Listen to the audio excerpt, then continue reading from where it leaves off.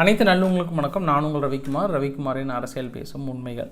நிறைய விஷயங்களை நம்ம பார்க்க போகிறோம். இன்று மிகப்பெரிய ஒரு பேசு பொருளாக இருக்கிறது, நாம் தமிழர் கட்சியோட சாட்டை துரைமுருகன் அவர்களை தனிப்பட்ட முறையில் கட்சியை அபகரிக்கணும், சீமான் அவர்களை ஃபுல்லாக ஓரம் கட்டணும்ன்ற ஒரு திட்டத்தில் இருந்திருக்கிறார் அப்படின்ற மாதிரியான செய்திகள் நிறைய இப்போ ஒரு சில பத்திரிகைகளை வெளியிட்டிருந்தாங்க. காலை கதிர் பத்திரிகையில் வெளியிட்டிருக்காங்க, அதே போல் தினகரன் பத்திரிகையில் வெளியிட்டிருக்காங்க. ஸோ இந்த பத்திரிகையை சுற்றி காட்டி நிறைய எக்ஸ்தலத்தில் நிறைய அவங்க போட்டிருந்தாங்க. இதை தாண்டி சாட்டை துரைமுருகன் அவர்கள் என்ன சொல்லியிருந்தாருன்னா, என்னை இந்த அளவுக்கு வளர்த்தி விட்டதற்கு நன்றி அப்படின்றலாம் போட்டிருந்தாங்க. இதில் என்ன எனக்குள்ள ஒரு சந்தேகம்னா, அது எப்படி உண்மை இல்லை அப்படின்றத நம்ம புரிஞ்சுக்கணும். அப்படின்னா இப்போ என்ஐஏ என்ன சொல்லியிருக்காங்கன்னா, இங்கே நடத்தப்பட்ட சோதனை என்ஐஏ நடத்தும் போது எந்த பத்திரிகையாளருமே அலோடு கிடையாது, யாருமே அலோடு கிடையாது. அது இல்லாமல் அங்கே என்னென்ன டாக்குமெண்ட் எடுக்கிறாங்கன்றது ரொம்ப சீக்கிரஸியாக மெயின்டைன் பண்ணுவாங்க. அவ்வளோ சீக்கிரம் எந்த செய்திகளுமே வெளியிட மாட்டாங்க. இதில் எப்படி செய்திகள் தெரியும் அப்படின்னா, அவங்கள பத்திரிகையாளர்களுக்கு என்ன தகவல் கொடுக்குறாங்களோ அது மட்டும்தான். அதுவுமே என்ன பண்ணிட்டாங்கன்னா, டெல்லியில் போயிட்டு டெல்லியில் இருந்து தான் ஒரு ரிப்போர்ட் ஒன்று கொடுத்தாங்க. அந்த ரிப்போர்ட்டை நம்ம நேற்று கூட பார்த்துருந்தோம், இன்றைக்கி கூட இதை பாருங்கள். இந்த ரிப்போர்ட்டு ஃபுல்லாகவே நாங்கள் எதுக்காக பண்ணோம், ஏன் பண்ணோம், அது எல்டிடியினுடைய இன்ஸ்பயர்டுக்கு இருக்கக்கூடிய நபர்கள் மீது தொடர்பு இருந்தாங்க, அதற்காக பண்ணோம், இது கூட சந்தேகத்தின் பேரில் பண்ணியிருக்கிறோம் அப்படின்ற அடிப்படையில் தான் சொல்லியிருக்காங்க. இந்த லிஸ்ட்டில் கூட எதுவுமே அவங்க குறிப்பிடல, இந்த மாதிரி இது பண்ணாங்க அதை பண்ணாங்கன்ற லிஸ்டெல்லாம் எதுவுமே குறிப்பிடல. பட் எப்படி பத்திரிகைகளுக்கு எப்படி கிடைக்கும்? அப்போ இதில் யார் வீக்குன்னு சொல்ல வராங்க? என்னையே இந்த மாதிரி தகவல்களை லீக் பண்ணணும்னு சொல்ல வராங்களா அந்த மாதிரியான பத்திரிகைகள்? இல்லை அவங்க பாட்டு கற்பனைக்கு இஷ்டத்துக்கு எழுதுகிறாங்களா? அதுதான் மிகப்பெரிய ஒரு கேள்விக்குறி. ஏன்னா 100% என்ஐஏ லீக் பண்ணுவதற்கு வாய்ப்புகள் இல்லை. ஏன்னா அந்தளவுக்கு டாக்குமெண்ட் லீக் பண்ணுற அளவுக்கு என்ஐஏ இருந்தது அப்படின்னா அதன் மீது இருக்கக்கூடிய நம்பகத்தன்மை போயிடும். அப்புறம் எல்லாருமே கேள்வி கேட்கக்கூடிய ஒரு சூழ்நிலை ஆயிடும். ஸோ இந்த மாதிரியான செய்திகள் வெதர் நீங்கள் சப்போர்ட் அதெல்லாம் தாண்டி இதில் ஒரு சில உண்மைகள் ஒளிந்திருக்கிறது. அந்த உண்மைகளை சொல்வதற்காக தான் நான் சொல்கிறேன். இது முழுக்க பத்திரிகைகளின் கற்பனை கதைகள் அப்படின்னு நான் எக்ஸ்பெக்ட் பண்ணுறேன், அவ்வளோதான். இந்த மாதிரியான நிறைய விஷயங்கள் நம்ம பார்க்க போகிறோம். குறிப்பு இன்றைக்கி குஜராத்தில் இருக்கக்கூடிய இல்லை மும்பையில் இருக்கக்கூடிய மிகப்பெரிய ஒரு மத போதகர் ஒருத்தர், இஸ்லாமியோட மத போதகர் ஒருத்தர் கைது பண்ணியிருக்காங்க. அதுக்காக பெரிய ட்ரெண்டிங்காக இருக்கிறது. எதுக்காக கைது பண்ணான்ற தகவலையும் தாண்டி வழக்கமாக நார்த்து சவுத்தை பிரிக்கிறாங்க அப்படின்ற ஒரு குற்றச்சாட்டும் சொல்லியிருக்காங்க. அனைத்தும் ஒருங்கிணைந்த ஒரு தகவலாம் அந்த வீடியோ பதிவில் பார்த்துலாம். வீடியோவில் பார்த்த மாதிரி நீங்கள் நம்ம சேனல் சப்ஸ்கிரைப் பண்ணலாம், சப்ஸ்கிரைப் பண்ணிட்டு வாங்க. மறக்காம பெல் பட்டன் கிளிக் பண்ணி ஆல் ஆப்ஷன்ஸ் பண்ணுங்கள். வீடியோ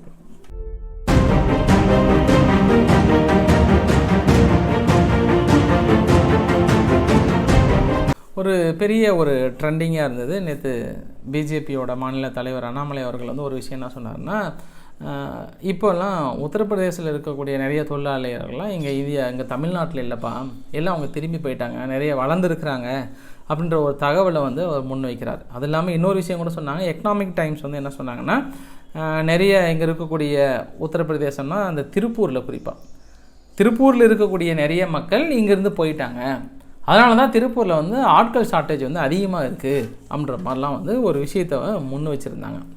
சரி, அதே விஷயங்களை நம்மளும் 2-3 விஷயம் அனலைஸ் பண்ணோம். இதே மாதிரி தான் பத்திரிகைகள், இன்னொரு பத்திரிகைகள் என்ன சொன்னாங்கன்னா, அந்த டைம்ஸ் ஆஃப் இந்தியா என்ன சொல்லியிருக்காங்கன்னா, யூபி கவர்மெண்ட் ஒரு 10,000 கன்ஸ்ட்ரக்ஷன் ஒர்க்கரை இஸ்ரேலுக்கு அனுப்புறதுக்கு திட்டம் போட்டிருக்காங்க. மேபி இதுக்கு போயிருப்பாங்களா அப்படின்ற மாதிரி. ஆக்சுவலாக இந்த செய்தி வெளியிட்டது எப்போ?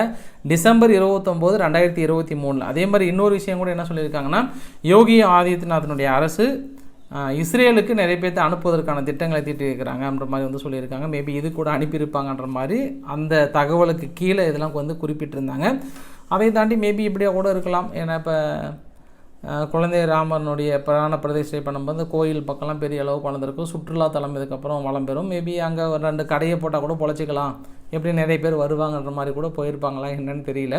பட் ஆனால் இந்த விஷயங்கள் பெரிய அளவுக்கு ட்ரெண்டிங்காக இருந்தது. இந்த பக்கமும் ஆதாரம் கொடுக்குறாங்க, அந்த பக்கமும் ஆதாரம் கொடுக்குறாங்க. சரி, அடுத்த இன்னொரு விஷயம் என்ன, நேற்று தான் விஜய் அவர்கள் கட்சியை ஆரம்பித்து அதுக்கப்புறம் முறையாக ஒரு நன்றி கடிதம் ஒன்று கொடுத்தாரு. இந்த நன்றி கடிதம் என்ன பண்ணிட்டாரு, ஒரு எக்ஸ்தலம் அந்த பேர் வெளியிட வரும்ல, அவங்க என்ன பண்ணிட்டாங்க, இப்படி வெளியிட்டுட்டாங்க. ஏப்பா ஒரு லெட்டர் பேடை கூட கரெக்டாக வெளியிட மாட்டாங்களா? இங்கே பாருங்கள் எவ்வளோ மிஸ்டேக்கு, டோட்டலாகவே ஃபெயில் ஆகிட்டீங்களேப்பா அப்படின்ற மாதிரி ஃபுல்லாக அதில் மிஸ்டேக்கெல்லாம் மென்ஷன் பண்ணி போட்டிருக்காங்க. நீங்களே பாருங்கள். அதற்கு என்ன பண்ணிட்டாங்க, அந்த எக்ஸ்தலத்திலே கீழே போயிட்டு, ஐயா நீங்களும் கொஞ்சம் அவர் போத் தமிழ் அண்ட் இங்கிலீஷ் இரண்டுமே வந்து குறிப்பிட்டிருந்தாங்க. அதுக்கு கீழே எக்ஸலத்தில் இதையும் போயிட்டு இதையும் பாருங்கப்பா, உங்களுக்கு 10க்கு வந்து 0.5 தான், அதாவது இந்த மஞ்சள் கலர்லாம் மென்ஷன் பண்ணி இதெல்லாம் என்னென்ன வந்திருக்கும். ஸோ இவ்வளோ பெரிய தமிழுக்காக வாழுகின்ற கட்சி இவங்களே இந்த அளவுக்கு மிஸ்டேக் பண்ணுறாங்களே, இது நியாயமாக இருந்தால் வாங்கிக்கோங்கன்ற மாதிரி வந்து இந்த தகவலையும் வந்து போட்டிருந்தாங்க. ஸோ மிகப்பெரிய ஒரு சூடுகளமாக இருந்தது நேற்றைய அறிக்கையிலிருந்து. அதே போல் தமிழ்நாடு செய்திகள் அப்படின்னா இபிஎஸ் அவர்கள், ஏடிஎம்கேனுடைய பொதுச் செயலாளர் எடப்பாடி பழனிசாமி அவர்கள் வந்து திமுக மீது மிகப்பெரிய ஒரு குண்டை தூக்கி போட்டார், வச்சுட்டார் வேட்டு. 90 டிஎம்சி தண்ணி நம்மளுக்கு இன்னும் நிலுவையில் இருக்குது கர்நாடகாவில், கொஞ்சம் கேட்டு வாங்கினீங்கன்னா பரவாயில்ல.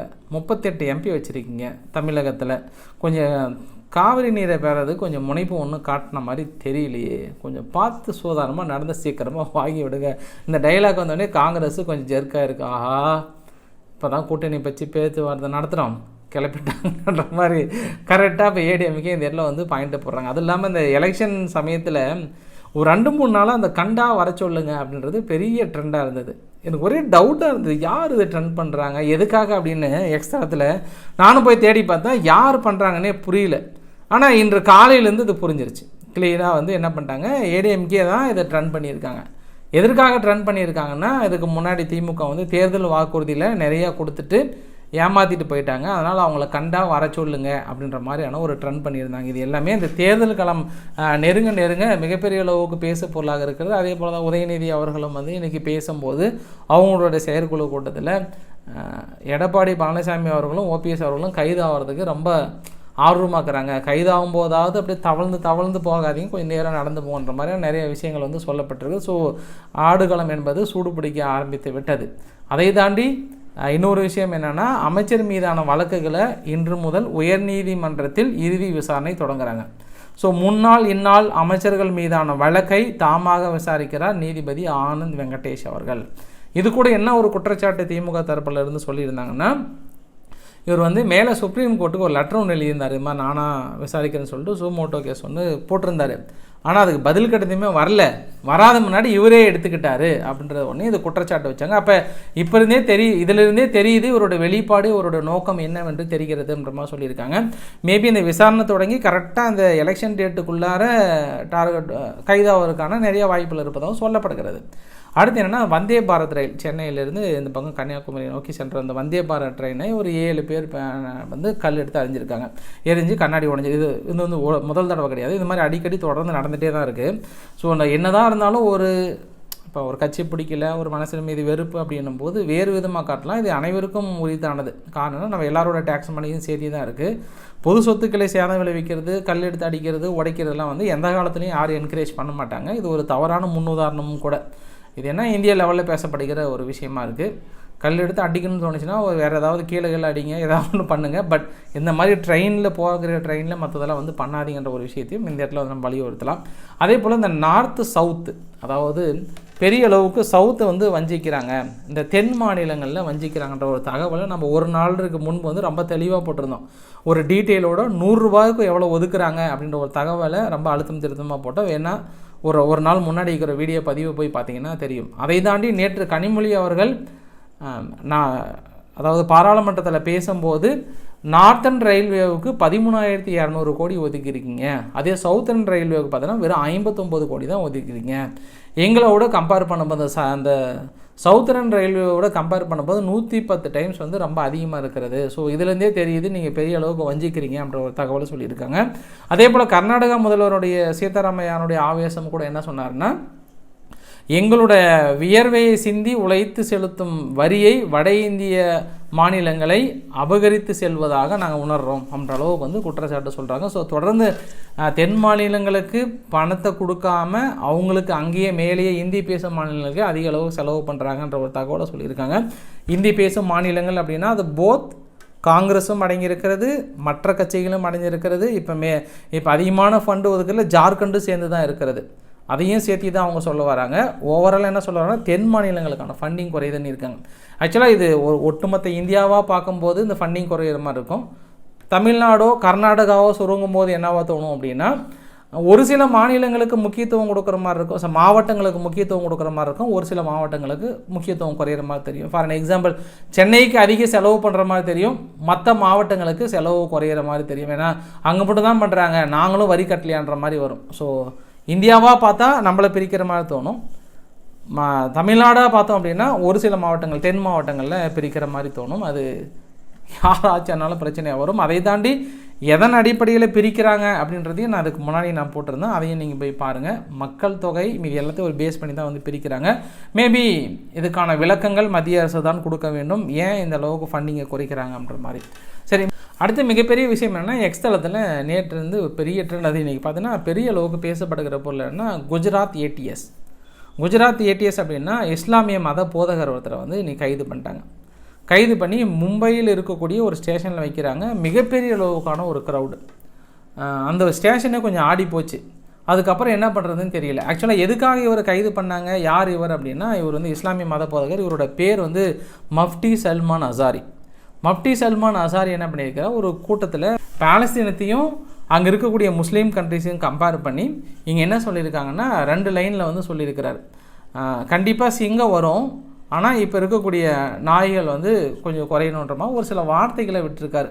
அந்த வார்த்தைகளையும் தாண்டி இன்னும் கொஞ்சம் பிரிவினையை தோன்ற மாதிரி பேசினார் அப்படின்ற மாதிரி அவர் மீது வழக்கு பதியப்பட்டிருக்கு. ஆனால் ஆக்சுவலாக அது எப்போ பேசினார், அது வந்து ரீசெண்டாக பேசின பேச்சியா இல்லை அதுக்கு முன்னாடி பேசின பேச்சா? நிறைய ஹிந்தி தான் அதிகமாக வருது, இங்கிலீஷில் டிரான்ஸ்லேஷன் ரொம்ப கம்மியாக வந்தது. ஸோ ரொம்ப அர்ஜென்ட்டாகிறனால எடுத்து பார்த்து சொல்ல வேண்டிய தகவலாக இருக்கிறது. ஸோ அதற்காக தான் என்ன பண்ணாங்கன்னா, குஜராத்தில் இருக்கக்கூடிய போலீஸ் வந்து இவர் பிரிவினையை தூண்டியிருக்கிறார் மதம் அப்படின்னு சொல்லிட்டு அவர் மீது வந்து வழக்கு பதிவு பண்ணியிருக்காங்க. இவர் இருக்கிறது மும்பையில், அதனால் மும்பையில் கைது பண்ணுறாங்க. மும்பையில் கைது பண்ணும்போது தான் ஆதரவாளர்கள் பெரிய அளவுக்கு குழுமியதுனால ஒரு பெரிய பிரச்சனை வர மாதிரி இருந்தது. அதுக்கப்புறம் வந்து கொஞ்சம் ஹோல்ட் ஆகிடுச்சு. திரும்பி இப்போ என்ன பண்ணிட்டாங்க, குஜராத்துக்கு வர அழைச்சிட்டு போகிறாங்க. ஆனால் இதில் என்ன அப்படின்னா, அந்த தமிழ்நாட்டில் கூட இவருக்கு ஒரு அவார்டு கொடுத்தாங்க. அந்த முகமது ஜுபைர் அவர்களுக்கு வந்து அவார்டு கொடுத்தாங்கல்ல, அந்த ஃபேக்ட் செக்கர் அவர் கூட என்ன போட்டிருக்காருன்னு பாருங்கள், stop targeting Muslim scholars, protect your scholar அப்படின்னு சொல்லிட்டு ரிலீஸ் சல்மான் அசாரி அப்படின்ற அளவுக்கு வந்து போட்டிருக்காங்க. ஆக்சுவலாக பத்திரிகைகள்லாம் என்ன சொல்ல வராங்க அப்படின்னாங்கன்னா, இவர் ஒரு சில வார்த்தைகளை வந்து அந்த இடத்துல விட்டுருக்கிறாரு, மதவாதத்தையும் இந்த மாதிரி வந்து பெரிய அளவுக்கு பேசியிருக்கிறான்ற மாதிரி சொல்லியிருக்காங்க. ஸோ இருந்தாலும் தோணும், மற்றவங்க பேசாதையாக பேசிட்டாங்க அப்படின்ற மாதிரி வந்து தோணும் உங்களுக்குள்ள. ஸோ அதோட கருத்துக்களும் வந்து வரவேற்கப்படுகிறது. பட் ஆனால் எதற்காக கைது பண்ணாங்க அப்படின்ற ஒரு தகவல் எதற்காக தான் பெரிய அளவுக்கு அவர் அந்த சிங்கம் அந்த ஒரு வார்த்தையை மென்ஷன் பண்ணியிருக்காங்க. ஸோ இப்போ நாய்கள் இருக்கிறது, நாய்களை துரத்திட்டு அடுத்து சிங்கம் வரப்போகுதுன்ற மாதிரி வந்து சொன்னா இல்லையா, அதான் பெரிய அளவுக்கு வந்து சொல்லியிருக்காங்க. அதே போல் நேற்று காஷ்மீரில் பார்த்திங்கன்னா லடாக் பகுதியில் பெரிய அளவுக்கான ஒரு போராட்டம் அப்படின்னா, அந்த ஆர்டிகல் 370 வந்து நீக்கினால எங்களுடைய பெரிய அளவுக்கான வாழ்வாதாரம் வந்து போயிடுச்சு அப்படின்ற மாதிரிலாம் வந்து பண்ணியிருக்காங்க. அது இந்த போராட்டம் ரொம்ப பெரிய அளவுக்கு பேசு பொருளாக இருக்கிறது. ஆர்டிகல் 370 நீக்கிட்டீங்க, எங்களுக்கான இது போயிடுச்சுன்னு சொல்லி மோடிக்கு எதிரான ஸ்லோகன்ன்ற மாதிரிலாம் வந்து நிறைய பேர் வந்து குறிப்பிட்டிருந்தாங்க. அந்த போராட்டத்தை நீங்கள் பார்க்குறீங்க. நீங்கள் ஃபைனலாக அந்த வீடியோவோட நிறைவு பகுதியில் ஜார்க்கண்டில் வந்து ஃப்ளோர் டெஸ்ட் நடந்துகிட்ருக்கு. அந்த ஃப்ளோர் டெஸ்ட்டில் ஜார்க்கண்டுடைய முன்னாள் முதலமைச்சர் அவர்களுக்கு வந்து ஃப்ளோர் டெஸ்ட் நடக்கிறனால அவருக்கு அனுமதி இன்றைக்கி ஒரு நாள் கொடுத்துருக்காங்க. அவர் பேசின ஸ்பீச் தான் பெரிய அளவுக்கு பேசப்படுகிறது. அதாவது நான் 8.5 கோடிக்கான லேண்டு நான் வாங்கிட்டேன்னு சொல்கிறாங்க. சரி, ஓகே, அந்த லேண்டு வாங்குறது ஒரு பக்கம் இருக்கட்டும். ஆனால் நான் இப்போது சவாலாக சொல்கிறேன், அந்த லேண்டு என் பேரில் இருந்தது அப்படின்னு அவங்க நிரூபிச்சிட்டாங்கன்னா, நான் வந்து இந்த பொலிட்டிக்கலை விட்டு டோட்டலாக நான் விலகிட்டு போயிடுறேன், நான் வீட்டில் இருந்துக்கிறேன், நான் ஜெயிலில் கூட இருந்துக்கிறேன். அதை பண்ண மாட்டாங்க. இன்னொரு விஷயம் என்னென்னா, நான் BMW காரது மற்றது போகிறது எல்லாமே வந்து நான் ஒரு ட்ரைபல் மேன் வந்து இந்த மாதிரி வசதியாக போகிறது அவங்களுக்கு உறுத்தலாக இருக்குது, அதனால தான் என்னை வந்து கைது பண்ணுறாங்க அப்படின்ற மாதிரிலாம் வந்து சொல்லிவிட்டு இன்னும் நிறைய விமர்சனங்கள் வந்து அடுத்தடுத்து பிஜேபி மேலே வந்து நிறைய சொன்னாங்க. இதை எல்லாத்தையும் தாண்டி அந்த ஒரு டைலாக், நான் ட்ரைபலாக இருக்கேன் அதனால தான் என்னை வந்து முடக்கணும்னு நினைக்கிறாங்க அப்படின்ற ஒரு வார்த்தையை மட்டும் நான் அண்டர்லைன் பண்ணுறேன். ஆனால் மற்ற வார்த்தைகளாக கூட இருக்கலாம், ஆனால் அதற்கு மட்டும் அப்படி ஒரு வாய்ப்புகள் இருக்காதுன்னு எனக்குள்ளே தோணுது. காரணம் என்ன அப்படின்னா, திரௌபதி முர்மு அவர்களை கூட இப்போ உட்கார வச்சுருக்காங்க, அவங்களும் ட்ரைபல் மக்கள் தான். ஸோ அந்தளவுக்கான இம்பார்ட்டன்ஸ் ஏன் கொடுத்தாங்க, உடனே உங்களுக்குள்ளே மனசுக்குள்ளே தோணும், அப்படின்னா ஏன்ப்பா எங்கள் ஒரு சில திறப்பு விழா கூப்பிடல அப்படின்றது உங்களுக்குள்ளே தோணும். ஆனால் அதற்காக பழி வாங்குறாங்களா அப்படின்னா, அது அரசியலுக்காக பேசப்பட்ட அந்த டைலாக்.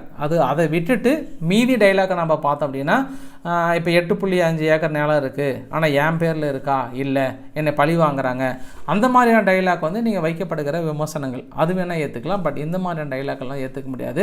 அதனால தான் நம்ம முதலே சொன்னோம், கைது பண்ண இடிக்கு மேலே SC STனுடைய சட்டத்தை மேலே அவங்க மீது ஃபைல் பண்ணியிருக்காங்கன்றது நம்ம ஏற்றுக்க முடியாத ஒரு விஷயன்றது நம்ம அப்பயே கூட சொல்லியிருந்தோம். நம்ம இன்றைக்கு ஓரளவுக்கான தகவலை கவர் பண்ண நினைக்கிறேன். பிடிச்சிருந்தா லைக் பண்ணுங்கள், ஃப்ரெண்ட்ஸுக்கு ஷேர் பண்ணுங்கள், சப்ஸ்கிரைப் பண்ணுங்கள். ரவிக்குமார் அரசியல் உண்மைகள். நன்றி, வணக்கம்.